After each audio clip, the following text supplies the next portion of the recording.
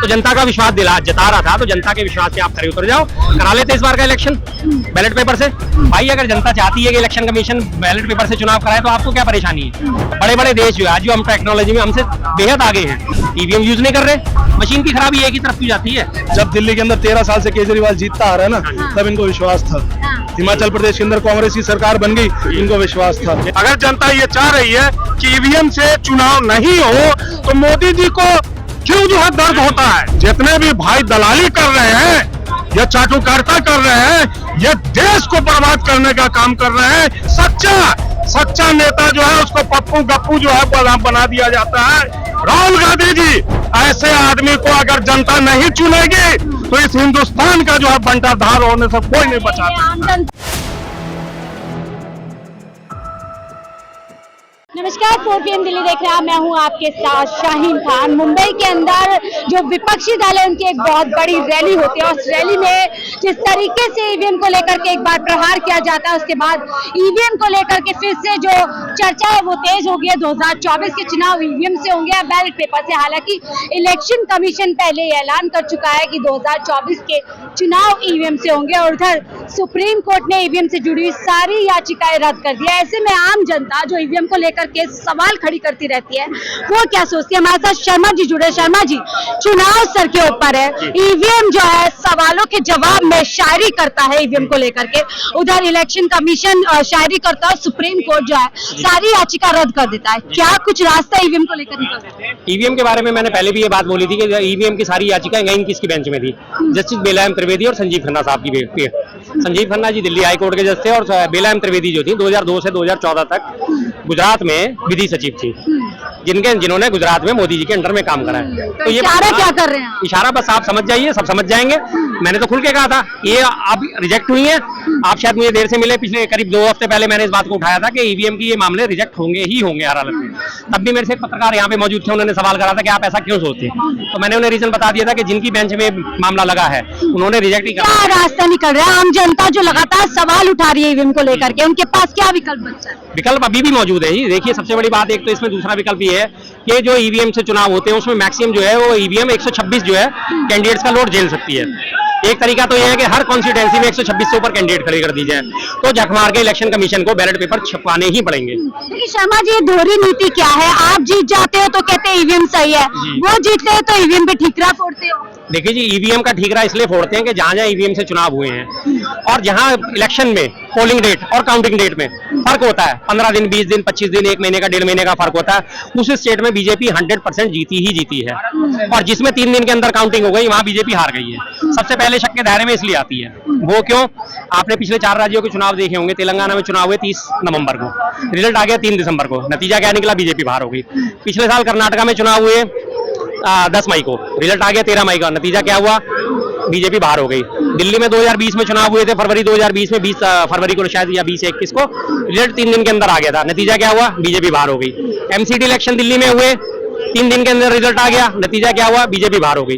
और अब ये जो चुनावों की घोषणा करी गई है, पहले चरण से लेकर और आखिरी 4 जून तक के में करीब 50-55 दिन का गैप है। और पहले चरण में सबसे ज्यादा 104 सीटों का जो है इलेक्शन करा गया है। और पहले 4 चरण को अगर हम देखे जाएं तो पहले 4 चरणों में 381 सीट जो है वो कवर अप हो जाती हैं।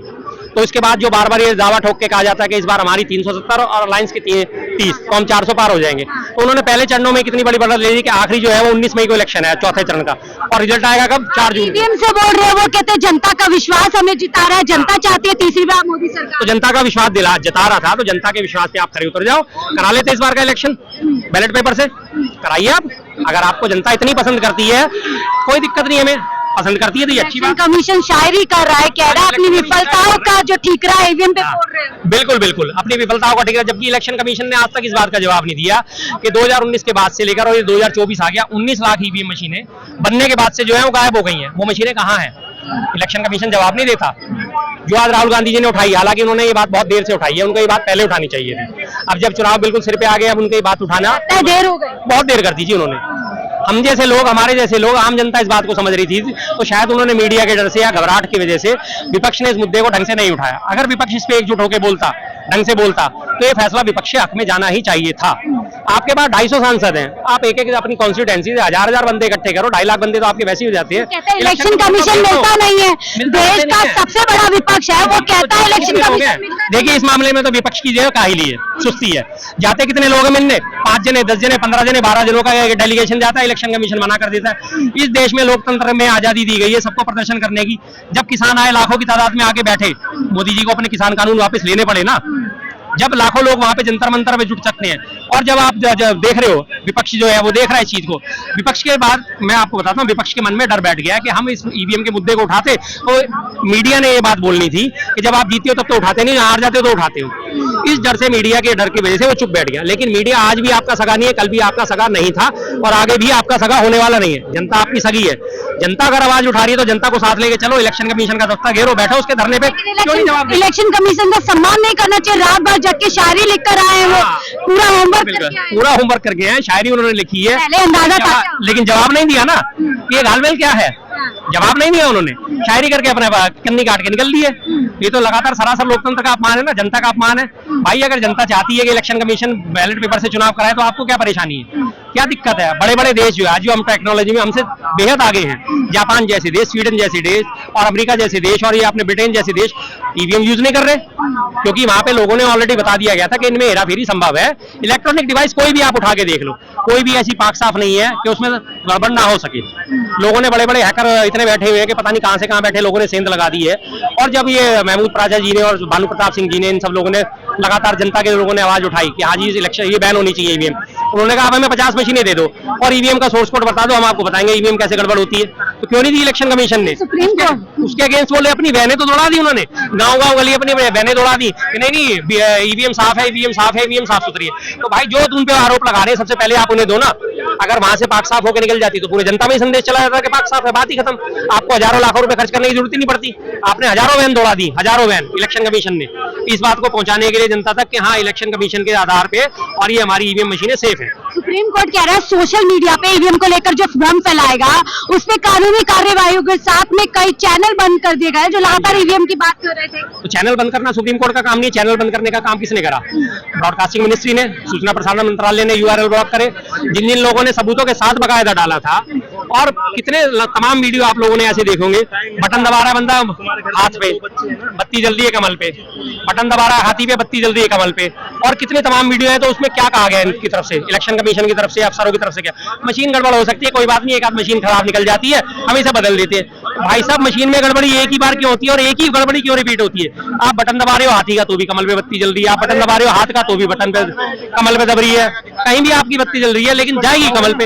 ऐसा क्यों नहीं होता कि आप कमल पे दबा रहे हो और बत्ती हाथ पे क्यों जलती है? तब भी तो माने कि हाँ मशीन वास्तव में खराब है। मशीन की खराबी एक ही तरफ क्यों जाती है?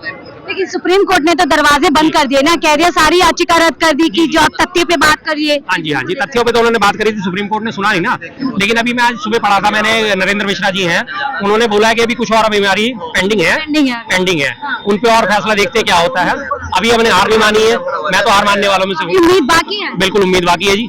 लेकिन ये 400 का नहीं जी, मैं वकील नहीं हूँ, ये जनता है, मैं जनता हूँ।